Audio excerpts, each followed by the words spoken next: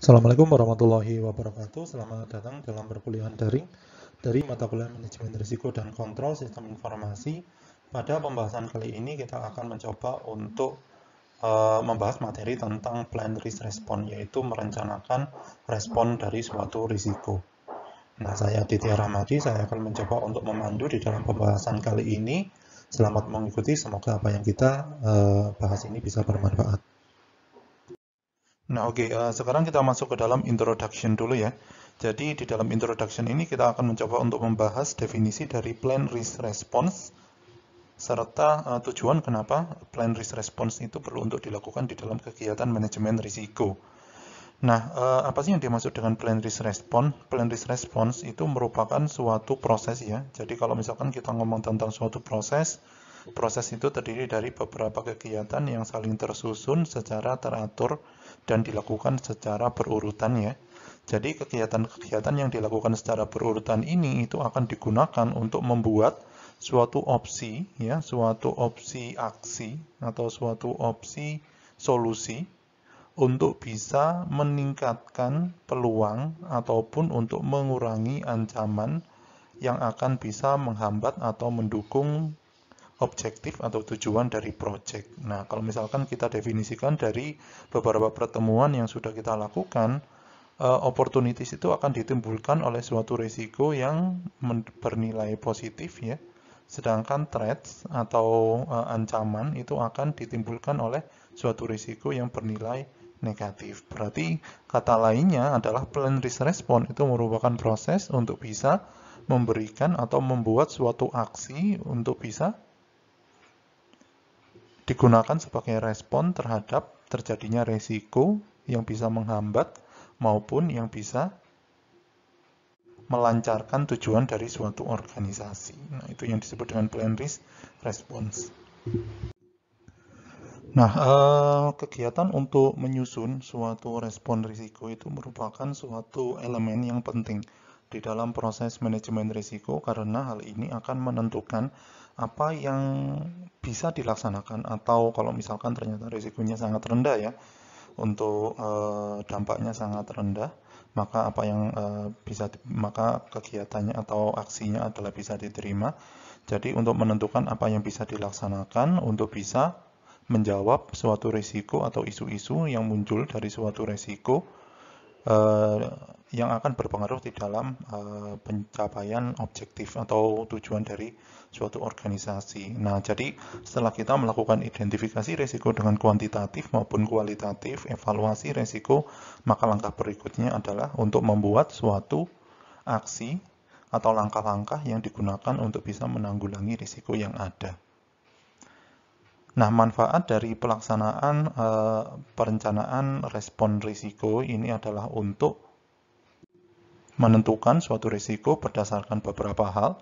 Yang pertama adalah prioritasnya, yang kedua adalah resource yang perlu untuk dikeluarkan untuk bisa menanggulangi maupun memanfaatkan risiko dan budget yang diperlukan bagi suatu proyek untuk bisa menanggulangi risiko. Serta yang komponen lain yang diperlukan untuk ada di dalam plan risk response ini adalah schedule atau waktu dan rencana manajemen yang perlu untuk dilakukan untuk bisa menanggulangi suatu risiko yang ada. Oke, sekarang kita masuk ke dalam proses ya, atau sistem dari plan risk response ini sendiri. Nah, sistem dalam plan risk response itu terdiri dari input, yang kedua adalah tools dan teknik, dan yang ketiga adalah output. Nah, inputnya itu berdasarkan dari apa ketika kita ingin membangun suatu respon risiko atau merencanakan suatu respon risiko dengan konteks pengerjaan suatu project, maka dibutuhkan 3 dokumen. Yang pertama adalah project management plan, dan yang kedua adalah dokumen project itu sendiri, 4 ya. Yang ketiga adalah enterprise environmental factor, dan yang keempat adalah organizational process asset. Nah, project management plan di dalamnya ada apa? Yang pertama adalah resource-nya, ya, yang menjelaskan tentang resource, risk management plan yang sudah dibuat di awal, dan cost yang diperlukan untuk menyelesaikan suatu risiko, atau cost yang diperlukan atau cost yang disediakan untuk ada di dalam suatu project. Nah, dokumentasi apa saja yang bisa digunakan sebagai input? Yang pertama adalah lesson learned hasil dari kegiatan manajemen risiko pada proyek sebelumnya. Yang kedua adalah schedule atau waktu yang diperlukan. Yang ketiga adalah assignment atau siapa yang bertanggung jawab terhadap apa di dalam pelaksanaan suatu risiko. Kalender atau yang disebut dengan waktu, ya, waktunya kapan untuk melakukan kegiatan manajemen risiko ini. Risk register merepresentasikan suatu risiko beserta dampak, probabilitas, dan juga sumber dari risiko tersebut. Report itu artinya adalah kegiatan pelaksanaan atau implementasi respon ini apakah sudah berjalan dengan baik atau tidak. Itu biasanya risk report dan juga lesson learned ini didapatkan dari project sebelumnya. Dan yang terakhir adalah stakeholder register yang merepresentasikan stakeholder siapa saja yang perlu untuk dijadikan sebagai orang yang bertanggung jawab di dalam kegiatan manajemen risiko, orang yang ikut di dalam kegiatan manajemen risiko. Yang ketiga adalah environmental factor, yaitu lingkungan apa saja yang bisa mempengaruhi suatu pengerjaan proyek sehingga muncul suatu risiko. Ya, environmental factor ini contohnya itu adalah adanya suatu bencana, terus setelah itu kurs dolar atau kurs mata uang, terus setelah itu bisa juga ada suatu teknologi baru, itu juga perlu dimasukkan ke dalam input sebagai input di dalam plan risk response. Dan yang terakhir adalah aset yang tersedia di dalam suatu organisasi. Nah, tools dan teknik mana saja yang perlu untuk digunakan untuk bisa mengubah input ini bisa menjadi suatu output.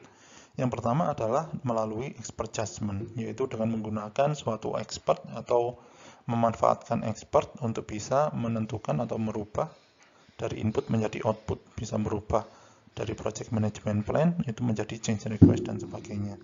Yang kedua adalah melalui data gathering dengan menggunakan suatu interview. Interview ini bisa dilakukan secara formal maupun secara informal, ya. Kalau misalkan secara formal itu berarti kita langsung berhadapan dengan user, terus kita akan melakukan atau memberikan pertanyaan-pertanyaan yang harus dijawab oleh user atau dijawab oleh responden.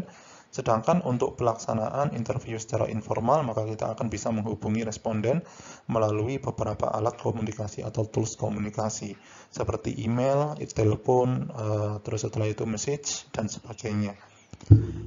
Yang ketiga adalah dengan menggunakan fasilitasi terhadap skill atau kemampuan dari suatu tim dan interpersonal atau keterhubungan antara satu orang dengan orang yang lain yang ada di dalam tim.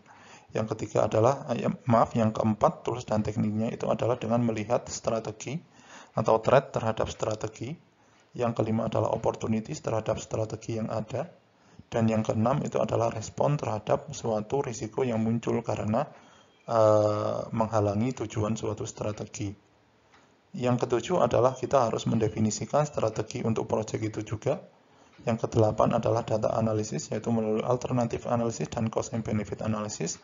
Kenapa kok perlu dilakukan cost and benefit analysis? Karena pelaksanaan suatu respon dari suatu risiko atau implementasi respon risiko akan membutuhkan waktu, resource maupun effort yang memiliki jumlah tertentu. Maka di sini kita perlu untuk merencanakan kira-kira cost benefitnya seperti apa. Costnya berapa untuk menanggulangi risiko. Kalau misalkan ternyata kita bisa memanfaatkan risiko positif, maka benefitnya seperti apa. Dan yang terakhir adalah decision making. Bagaimana caranya kita melakukan decision making, bagaimana menentukan apa dari beberapa opsi yang ada, bagaimana cara memilih salah satu opsi. Outputnya apa saja atau luarannya apa saja? Yang pertama adalah change request, yaitu perubahan terhadap kebutuhan, ya,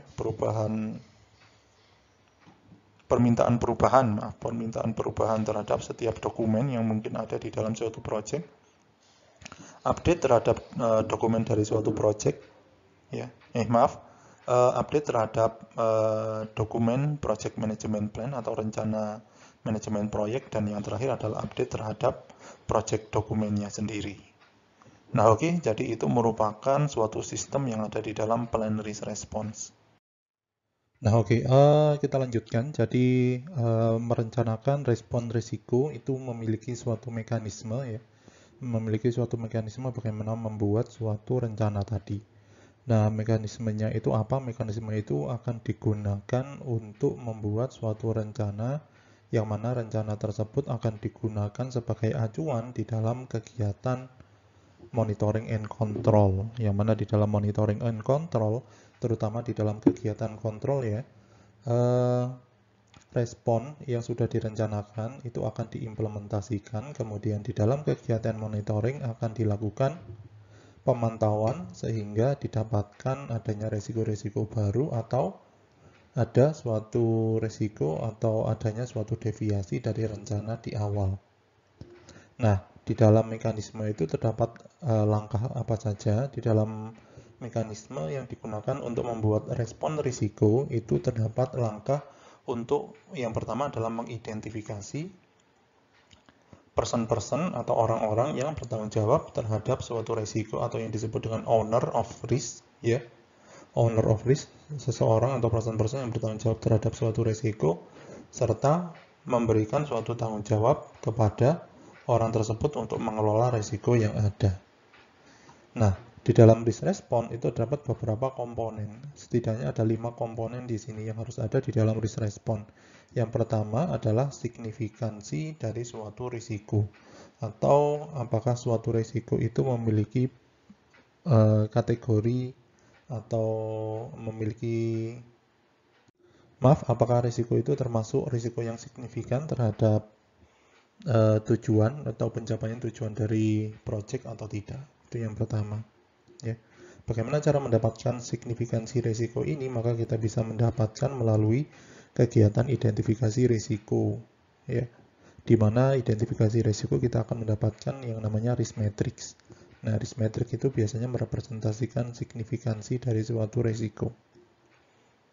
Yang kedua adalah apakah suatu rencana atau langkah yang digunakan untuk menanggulangi risiko itu bisa disebut sebagai rencana yang cost efektif ya, tidak membutuhkan atau reasonable ya, reasonable, masuk akal untuk dilakukan, memiliki effort, terus setelah itu biayanya masuk akal.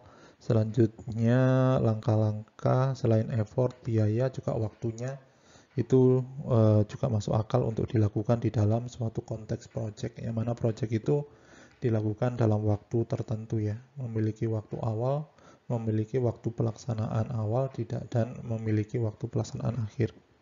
Yang ketiga itu adalah realistis di dalam konteks project. Yang keempat itu adalah disetujui oleh seluruh pihak yang bertanggung jawab atau terkait di dalam kegiatan manajemen risiko atau yang ada di dalam project. Dan yang terakhir, yang kelima, itu adalah dimiliki oleh orang tertentu, dimiliki oleh peran tertentu. Jadi suatu risiko itu dimiliki oleh peran-peran tertentu.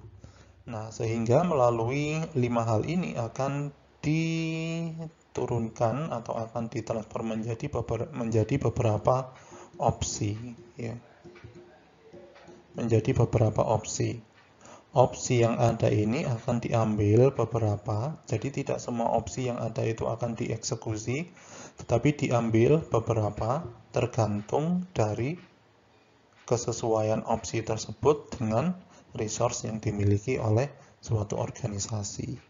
Nah, sehingga di sini diseleksi respon yang paling optimum dari beberapa opsi yang ada. Oke, sekarang kita akan mencoba untuk membahas masuk ke dalam sistem ya, sistem yang ada di dalam plan risk response.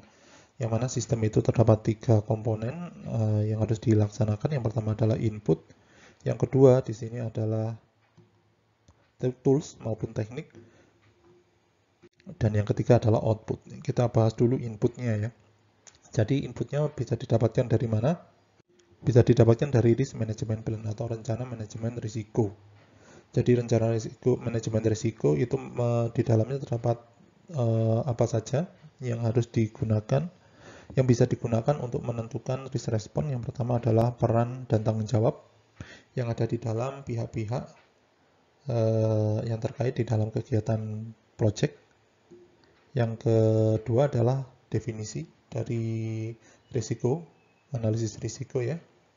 Yang ketiga adalah timing. Ya, timing yang digunakan untuk melakukan review terhadap risiko yang ada atau evaluasi terhadap risiko yang ada. Dan yang terakhir adalah threshold, risk appetite ya, risiko-risiko atau batasan risiko, yang mana risiko-risiko mana yang termasuk ke dalam risiko low, moderate, dan high risk. Nah, batasan-batasan risiko ini akan bisa digunakan atau berdasarkan batasan-batasan risiko yang sudah diidentifikasi di dalam identifikasi risiko dan evaluasi risiko, maka kita akan bisa menentukan respon atau langkah-langkah yang diperlukan untuk bisa menanggulangi atau memanfaatkan risiko yang ada. Oke, selain project management plan ya, selain project management plan yang bisa menjadi input di dalam kegiatan plan risk response itu adalah risk register. Nah, di dalam risk register itu terdapat komponen apa saja atau terdiri dari komponen apa saja. Seperti yang sudah kita pelajari di dalam langkah identifikasi risiko ya. Di dalam identifikasi risiko kita sudah mempelajari bahwa di dalam risk register itu terdapat yang pertama adalah event atau yang dimaksud dengan identified risk. Yang kedua adalah root cause atau penyebab dari risiko itu muncul. Yang ketiga adalah respon-respon yang mungkin itu akan bisa diambil atau yang akan bisa dijalankan oleh tim proyek untuk bisa mengendalikan risiko, ownernya atau pemilik dari risiko itu sendiri, gejala terjadinya suatu risiko ya, gejala terjadinya suatu risiko itu juga muncul, prioritas dari suatu risiko yang perlu untuk dijawab dalam waktu dekat, ya. Analisis dan respon berikutnya yang akan digunakan untuk bisa menganalisis risiko ini sehingga bisa didapatkan kategori risiko, kegiatan analisis kualitatif yang diperlukan atau teknik-teknik analisis kualitatif yang diperlukan, dan yang terakhir itu adalah mana yang termasuk ke dalam risiko yang memiliki prioritas yang rendah di dalam risk register. Nah, itu semuanya akan ditentukan atau akan digunakan sebagai suatu dasar atau bahan untuk membuat suatu keputusan bagaimana membuat atau menyusun suatu respon risiko. Nah, oke, sekarang kita masuk ke dalam tools dan teknik. Di dalam tools dan teknik yang pertama kali harus kita bahas itu adalah strategi. Bagaimana strategi kita bisa menjawab atau bisa menanggulangi resiko-resiko yang negatif sehingga bisa menimbulkan suatu ancaman bagi tujuan project ya. Jadi terdapat 3 strategi utama yang bisa digunakan untuk bisa menanggulangi risiko negatif. Yang pertama adalah avoid, yaitu menghindari, mentransfer risiko itu sendiri, dan memitigasi atau mengurangi risiko. Nah, terdapat strategi yang keempat yaitu menerima risiko. Nah, ketika kita melakukan penerimaan risiko berarti kita harus yakin dulu bahwa suatu risiko itu ketika terjadi memiliki suatu risk threshold yang ada di bawah risk, memiliki suatu dampak ya yang ada di bawah risk appetite dan risk threshold atau batasan risiko pada suatu project maupun organisasi.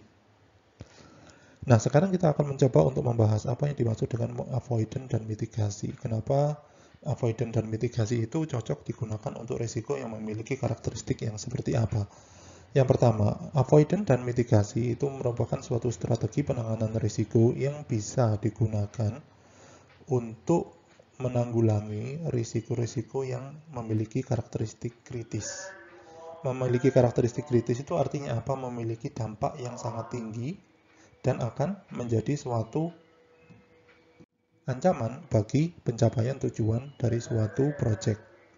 Sedangkan untuk risk transference, yaitu transfer risk dan risk acceptance atau menerima risiko, itu merupakan risiko atau strategi-strategi yang cocok digunakan untuk suatu risiko negatif yang memiliki dampak rendah, ya, yang memiliki dampak secara menyeluruh atau dampak secara keseluruhan itu rendah bagi pencapaian tujuan organisasi. Oke, untuk berikutnya sekarang kita akan bahas tentang risk avoidance ya. Jadi risk avoidance itu merupakan strategi respon risiko yang digunakan untuk mengeliminasi suatu ancaman atau untuk melindungi suatu proyek dari dampak suatu risiko ya. Jadi di sini biasanya dilakukan dengan merubah rencana manajemen proyeknya untuk bisa menghilangkan suatu ancaman tersebut. Nah, ancamannya itu biasanya apa? Atau perubahan di dalam manajemen plan-nya itu berupa apa? Biasanya itu bisa terjadi pada perubahan schedule-nya, perubahan waktu yang diperlukan untuk menyelesaikan proyeknya. merubah strategi pelaksanaan suatu pengembangan perangkat lunak. Misalkan di awal kita menggunakan waterfall, tetapi karena ternyata kita kedapatan suatu kebutuhan yang semakin bertambah ya, dan kebutuhan itu sangat krusial untuk diterapkan, maka kita bisa menggunakan Scrum. Terus selanjutnya adalah mengurangi scope dari suatu project, mengurangi scope, yaitu memberikan batasan yang lebih banyak lagi terhadap suatu project ya. Terus suatu langkah yang lebih radikal atau strategi yang lebih radikal untuk bisa menghilangkan threat terhadap project ini itu adalah dengan melaksanakan atau menutup atau menyelesaikan project atau menutup project itu ya. Jadi shutdown, melakukan penutupan secara paksa atau menyelesaikan secara paksa dari suatu project yang dilaksanakan. Kalau memang ternyata risikonya terlalu tinggi dan risiko tersebut itu akan bisa menyebabkan pencapaian tujuan dari suatu organisasi itu terhambat. Nah, bagaimana sih caranya bisa mengavoidance suatu risiko-risiko di dalam suatu project? Yang pertama itu adalah dengan cara untuk mengklarifikasi kebutuhan. Mengklarifikasi kebutuhan, terus setelah itu menyetujui kebutuhan yang ada. Dengan cara itu, maka kita akan bisa menghindari scope creep, ya, suatu risiko yaitu scope creep. Scope creep itu bisa terjadi karena apa saja ya, ada kebutuhan tambahan biasanya. Yang kedua adalah dengan mendapatkan suatu informasi tambahan tentang domain dari suatu project yang kita kerjakan. Kalau misalkan kita tahu tentang domainnya, maka kita akan bisa bernegosiasi dengan lebih dengan lebih lancar lagi dengan pihak-pihak yang ada di dalam organisasi. Yang ketiga adalah mengimprove atau meningkatkan kualitas maupun kuantitas komunikasi antara tim project dengan tim organisasi. Dan yang terakhir itu adalah dengan menggunakan orang-orang yang sangat expert di bidangnya untuk membantu project yang sedang dijalankan. Oke, untuk berikutnya adalah risk transference. Nah, risk transfer ini merupakan suatu strategi respon risiko yang digunakan untuk menanggulangi risiko dengan cara mentransfer risiko tersebut ke orang ketiga atau pihak ketiga. Ya. Jadi dengan mentransfer risiko tersebut ke pihak yang ketiga. Sehingga di sini pada poin yang kedua dijelaskan bahwa dengan melakukan transfer risiko ini, maka suatu tim project itu akan memberikan suatu tanggung jawab kepada pihak ketiga untuk melakukan kegiatan pengelolaan suatu proses yang mana risiko tersebut ada di dalam proses itu. Tetapi di sini kita harus yakin bahwa risiko yang ada di dalam proses itu tidak tereliminasi ketika kita melaksanakan transference. Contoh dari transference itu seperti apa? Contoh dari transference itu seperti ini. Misalkan nih ada suatu fakultasnya adalah Filkom ya. Filkom itu ingin gedungnya itu bersih atau ingin keadaan dari lingkungan gedungnya itu bersih, terjaga sehingga dosen maupun mahasiswa itu bisa lebih terfokus atau bisa lebih fokus di dalam melaksanakan kegiatan belajar mengajar. Nah, karena resource-nya terbatas, maka Filkom itu memberikan tanggung jawab untuk membersihkan lingkungan gedung dan sekitarnya itu ke pihak ketiga, yaitu mengoutsourcingkan ke pihak ketiga untuk melakukan proses atau untuk melakukan kegiatan kebersihan. Nah, itu contoh dari yang namanya suatu risiko transference. Nah, melakukan transfer risiko itu bukan berarti itu kita sudah terbebas dari risiko yang ada ya. Kita tidak memiliki risiko yang ada, tetap kita memiliki, tetapi tanggung jawabnya itu dikelola oleh pihak lain. Sehingga di sini pihak lainnya itu akan kita bayar untuk bisa mengelola risiko yang sebenarnya itu ada di dalam suatu project. Nah, itu yang disebut dengan risk transference. Nah, oke. Tadi saya sudah contohkan risk transference dengan contoh yaitu melakukan outsourcing. Tetapi outsourcing itu bukan cuma satu-satunya langkah di dalam kegiatan risk transference. Di sini terdapat beberapa cara atau teknik di dalam melakukan transfer risiko. Antara lain adalah dengan menggunakan asuransi. Jadi kalau misalkan ada gedung terbakar, risiko terbakar atau kena bencana alam, maka akan ada premi dari asuransi yang bisa mengcover dari cost untuk membangun gedung baru.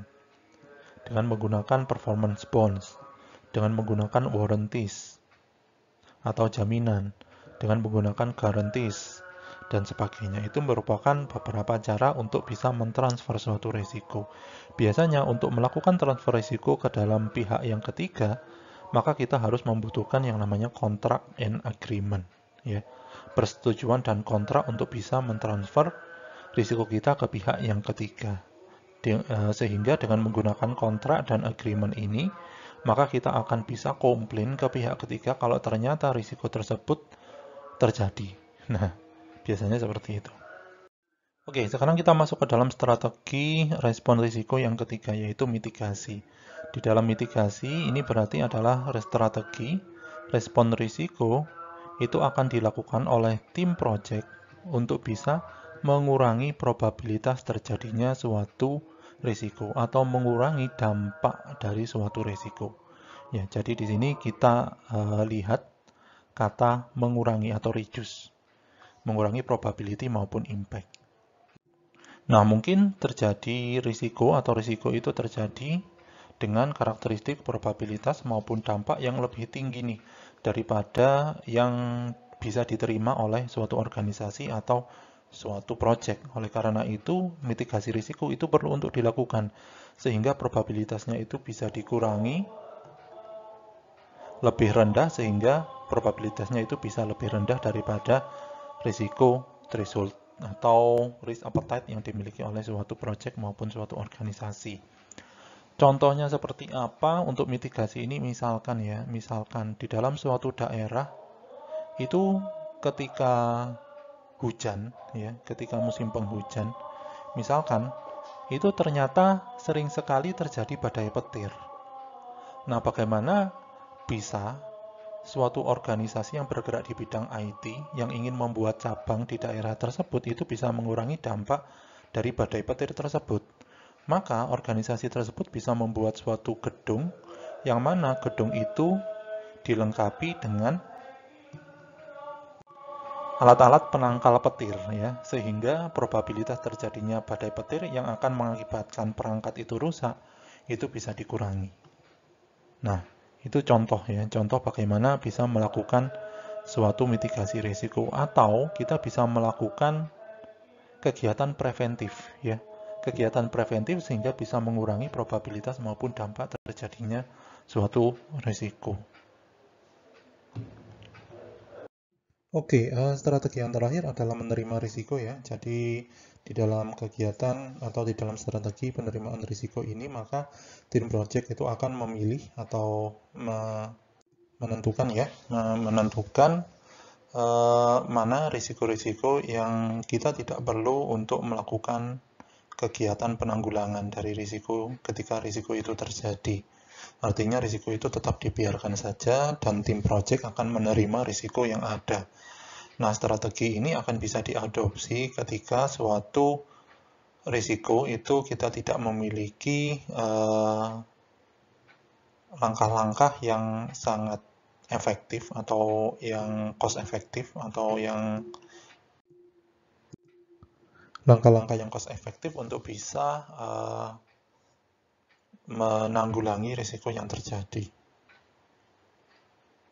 Nah, berarti ketika suatu tim project melakukan acceptance terhadap sebuah risiko, maka di sini bisa disimpulkan bahwa tim project itu tidak akan merubah rencana manajemen proyek yang ada untuk bisa menanggulangi suatu risiko. Nah, strategi ini itu bisa disebut sebagai suatu strategi penanggulangan risiko yang pasif.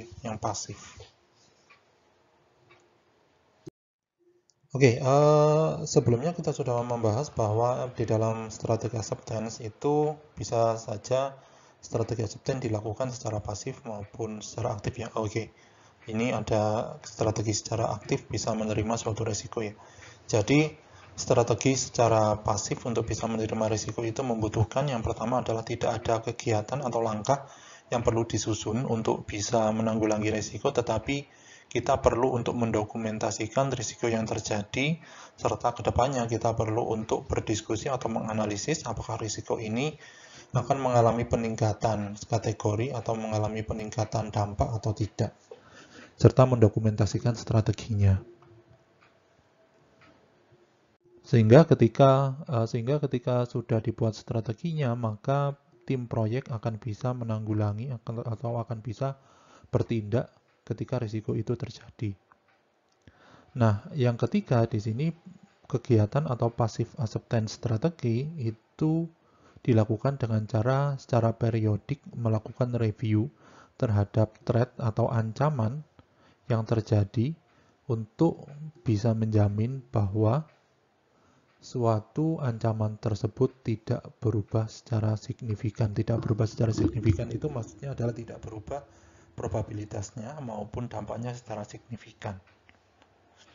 Itu yang ada di dalam passive acceptance. Untuk active acceptance itu berarti suatu strategi yang digunakan untuk menentukan waktu, uang, maupun resource yang digunakan untuk bisa menanggulangi risiko. Ya, jadi kalau passive acceptance tidak ada kegiatan yang dilakukan, kalau active acceptance itu berarti kita tetap menerima, tetapi berikutnya kalau bisa itu akan ada kegiatan yang akan dilaksanakan jika risiko itu terjadi, dan tim proyek perlu untuk meluangkan waktu, cost, maupun resource-nya untuk bisa menanggulangi risiko yang ada. Nah, kita tadi sudah membahas tentang bagaimana strategi yang perlu untuk dilakukan tim proyek ketika menanggulangi dampak risiko negatif yang akan menyebabkan ancaman ya bagi tujuan suatu proyek. Nah, sekarang bagaimana kalau misalkan terjadi suatu risiko positif? Ya, maka di sini ada beberapa strategi yang perlu untuk dilakukan. Setidaknya ada 3 strategi yang ditambahkan dengan strategi yang keempat, yaitu menerima risiko.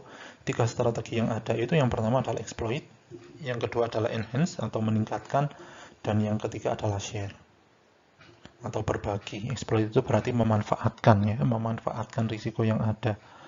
Nah, strategi yang keempat yaitu acceptance. Accept berarti menerima atau menerima suatu risiko yang ada. Menerima risiko yang ada. Sekarang kita akan mencoba untuk membahas tiap-tiap strategi yang ada yang bisa digunakan untuk memanfaatkan risiko positif yang muncul di dalam suatu project. Yang pertama adalah exploit atau memanfaatkan risiko itu. Nah, strategi exploit itu akan bisa digunakan untuk suatu risiko yang memiliki impact atau dampak positif, yang mana di sini organisasi itu ingin untuk bisa memanfaatkan risiko yang muncul atau ingin memanfaatkan peluang dari munculnya risiko positif tadi. Nah, caranya seperti apa melakukan exploit ini? Caranya adalah dengan mengeliminasi uncertainty atau suatu ketidakpastian ya, akan menghilangkan ketidakpastian terkait dengan risiko yang terjadi, sehingga risiko itu akan hampir terjadi kalau misalkan uncertainty atau ketidakpastian itu sudah dihilangkan. Nah, contohnya seperti apa? Contohnya adalah misalkan nih, risikonya itu adalah ada tim proyek baru yang masuk. Namun kita melihat bahwa tim proyek ini atau individu ini itu memiliki keahlian yang bagus di dalam mengerjakan proyek, maka kita perlu untuk memanfaatkan ya tentunya individu ini akan diberikan suatu proyek yang mungkin memiliki tingkat kesulitan yang tinggi, sehingga proyek tadi itu akan bisa lebih terselesaikan, lebih cepat terselesaikan. Atau kita bisa menggunakan teknologi baru atau teknologi yang terbarukan ya untuk bisa mengurangi biaya dan durasi di dalam melaksanakan suatu project. Nah, itu contoh bagaimana melakukan suatu exploit. Oke, langkah yang kedua adalah enhance. Strategi enhance itu akan digunakan untuk meningkatkan probabilitas terjadinya suatu risiko maupun probabilitas atau meningkatkan impact atau dampak dari risiko. Kalau misalkan kita membahas tentang mitigation, ya mitigasi adalah mengurangi probabilitas dan dampak, itu digunakan untuk risiko negatif. Kalau enhance berarti meningkatkan risiko atau probabilitas terjadinya risiko dan dampak dari suatu risiko, sehingga risiko itu hampir pasti bisa terjadi, sehingga bisa membantu organisasi di dalam mencapai atau membantu proyek di dalam mencapai tujuannya. Nah, caranya seperti apa untuk bisa melakukan enhancing ini? Maka kita harus melakukan identifikasi. Ya, identifikasi kira-kira mengidentifikasi komponen pendorong utama terjadinya suatu risiko atau memaksimalisasi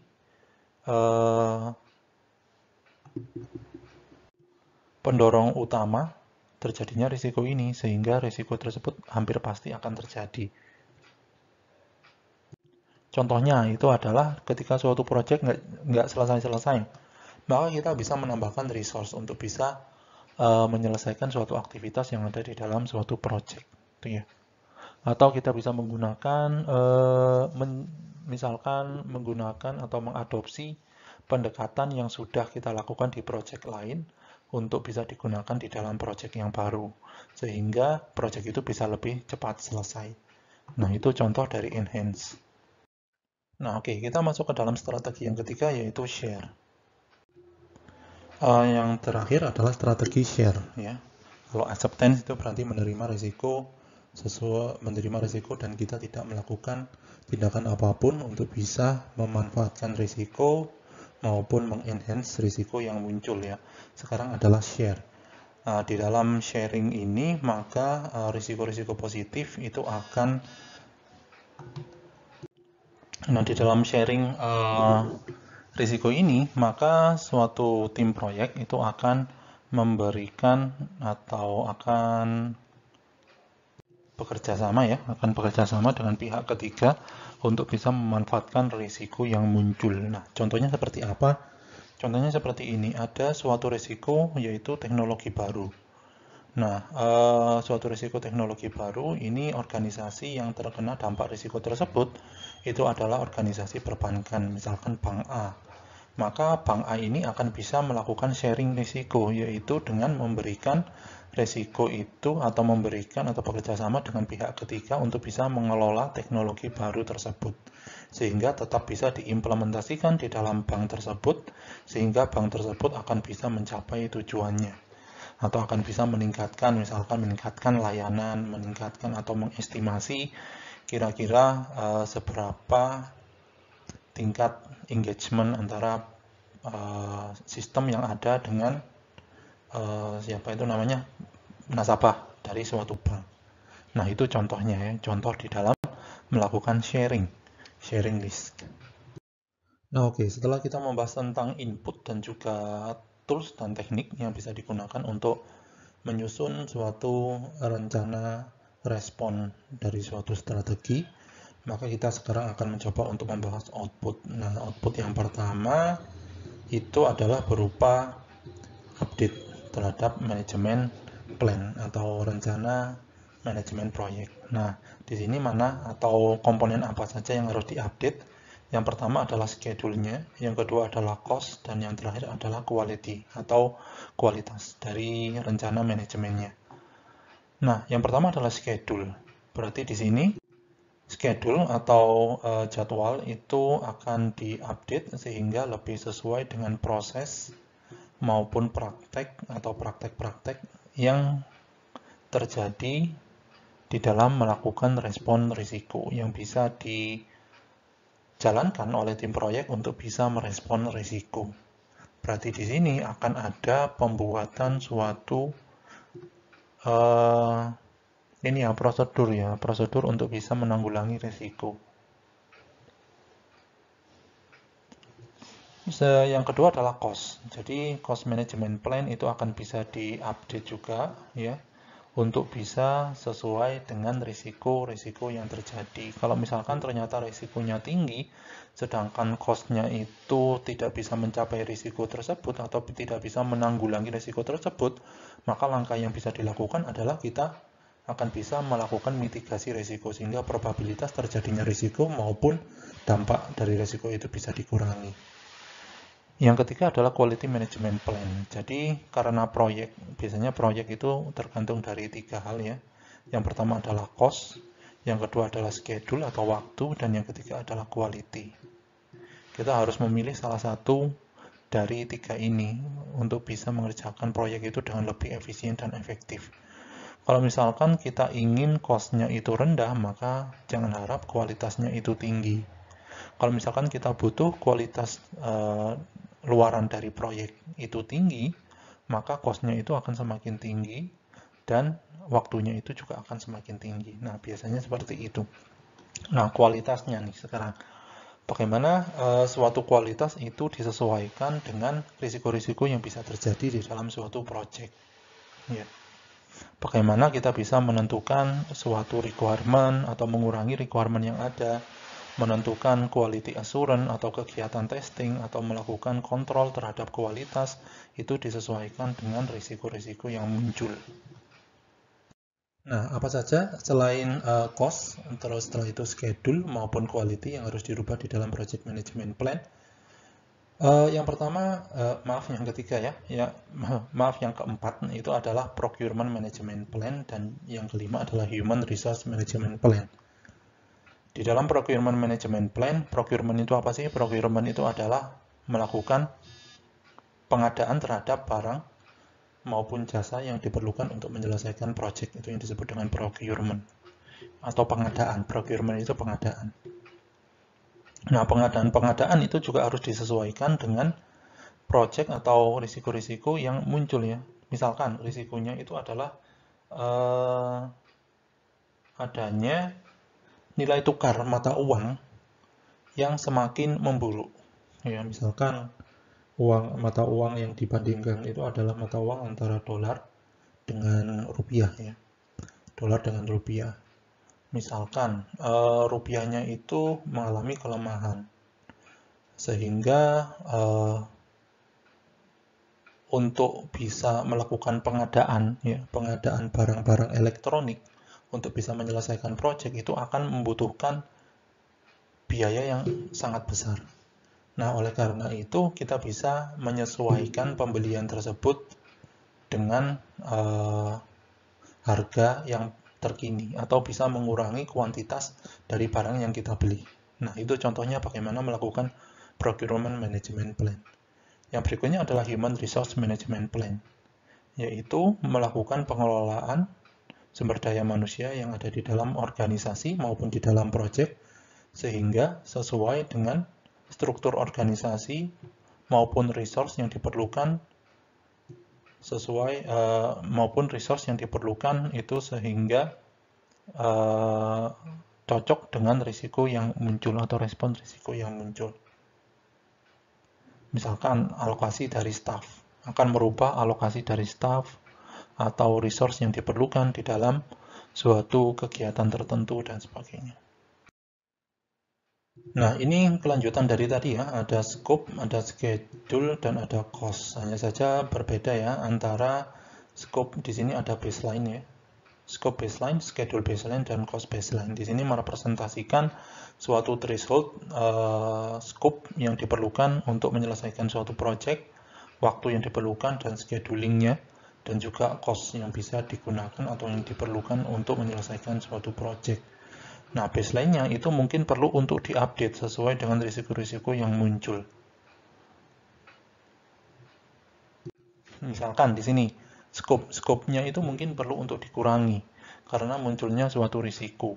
Ya, misalkan risiko yang terjadi itu adalah misalkan muncul ini ya, adanya suatu aturan baru, ya, adanya suatu aturan baru dari pemerintah.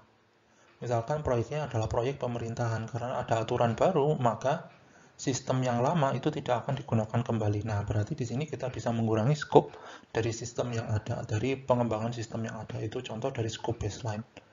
Schedule baseline misalkan schedule baseline kita perlu untuk menambahkan schedule yang ada karena ada salah satu tim proyek yang mengalami kecelakaan misalkan, sehingga harus dirawat di rumah sakit sampai proyek itu selesai. Nah, berarti kita perlu untuk menambahkan schedule-nya atau menambahkan waktu penyelesaian project.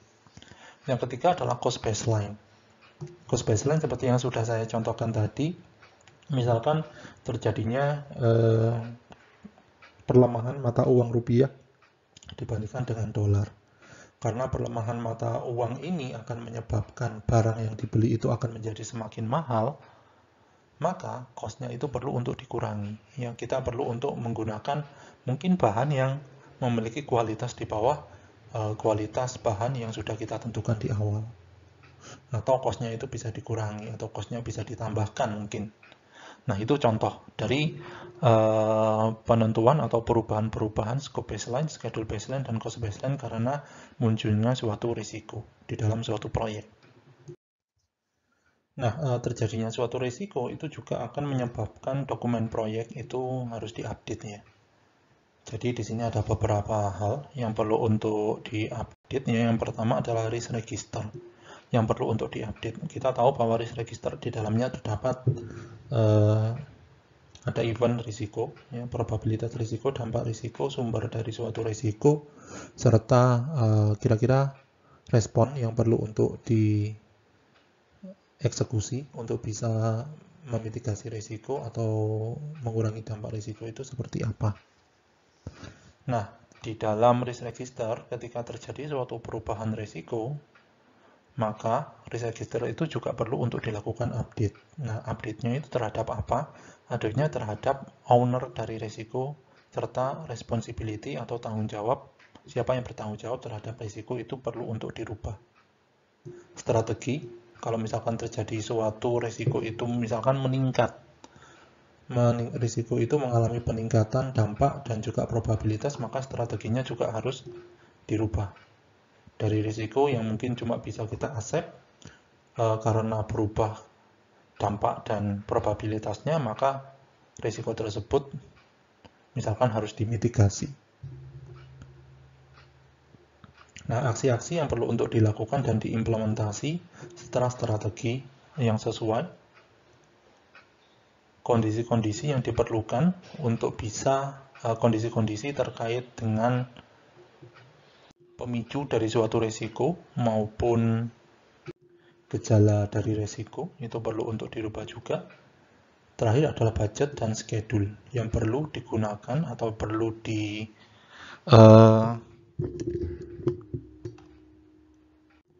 untuk disediakan untuk bisa menanggulangi risiko yang ada. Nah, dokumen lain yang perlu untuk dirubah di dalam dokumentasi proyek itu adalah contingency plan atau rencana kontingensi. Rencana kontingensi itu adalah rencana yang bisa diterapkan untuk bisa menanggulangi atau mengurangi dampak risiko yang terjadi, itu yang dinamakan dengan contingency plan. Contoh dari contingency plan itu apa? Contoh dari contingency plan itu misalkan kalau terjadi kebakaran, maka kita harus keluar gedung misalkan lewat tangga darurat. Itu yang disebut dengan contingency plan. Ya. Dan kita juga harus mengikuti alur evakuasi atau jalur evakuasi yang ada, yang sudah ditentukan sebelumnya. Itu yang disebut dengan kontingensi.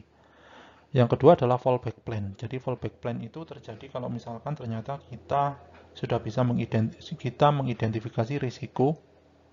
Ternyata risiko tersebut kemungkinan terjadinya itu sering, sehingga hampir pasti itu risiko akan terjadi, akan menyebabkan pengerjaan proyek itu menjadi mundur. Ya, menjadi mundur itu artinya adalah yang sebelumnya kita sudah melaksanakan sampai fase implementasi, mundur lagi ke fase design atau requirement engineering malahan. Itu yang disebut dengan fallback plan. Jadi kita harus juga merencanakan fallback plan tadi. Yang ketiga adalah kita harus mencoba untuk mengidentifikasi resiko-resiko sisa yang terjadi, yang ada, yang muncul karena adanya penanggulangan resiko yang tidak tuntas. Itu ya. Mengurangi resiko-resiko risiko sisa ya, risiko sisa yang terjadi karena penanggulangan risiko yang tidak tuntas tadi. Nah, misalkan risiko sisa itu apa sih? Misalkan nih, ada suatu risiko, misal terjadi penguatan mata uang rupiah dibandingkan dengan dolar. Karena proyeknya itu adalah proyek membangun gedung, maka kita bisa menggunakan barang dengan kualitas yang lebih. Ya, kualitas yang lebih tinggi, yang lebih mahal dibandingkan dengan yang sudah direncanakan sebelumnya. Nah, ketika kita beli barang, ternyata barangnya kelebihan. Nah, barangnya kelebihan, nanti di akhir proyek, barang itu akan diapakan. Nah, barang yang kelebihan itu merupakan residual risk, atau risiko-risiko residu. Risiko-risiko yang merupakan risiko sisa ya, yang terjadi ketika kita sudah melakukan penanggulangan risiko yang ada. Nah, kita juga harus bisa mengidentifikasi kira-kira risiko yang terjadi itu akan memiliki keterkaitan dengan risiko yang mana. Bisa saja risiko A itu akan men-trigger risiko B akan men-trigger risiko C. Maka kita harus melihat keterkaitan antar risiko untuk bisa melakukan update terhadap dokumentasi proyek yang ada. Nah, oke, jadi itu terkait dengan update dari dokumen proyek yang perlu untuk dilakukan ketika kita membuat suatu respon risiko. Baik, jadi itu tadi pembahasan kita tentang perencanaan atau rencana respon risiko ya. Jadi rencana respon risiko kita sudah identifikasi atau kita sudah ketahui, kita sudah membahas tentang konsep dasar dari rencana respon risiko, yang mana di awal kita sudah bahas tentang definisi dari rencana respon risiko. Selanjutnya kita membahas tentang strategi, input, dan output dari rencana respon risiko. Nah oke, jadi itu saja yang bisa saya sampaikan. Saya ucapkan terima kasih atas perhatiannya. Saya tutup untuk materi kali ini. Assalamualaikum warahmatullahi wabarakatuh.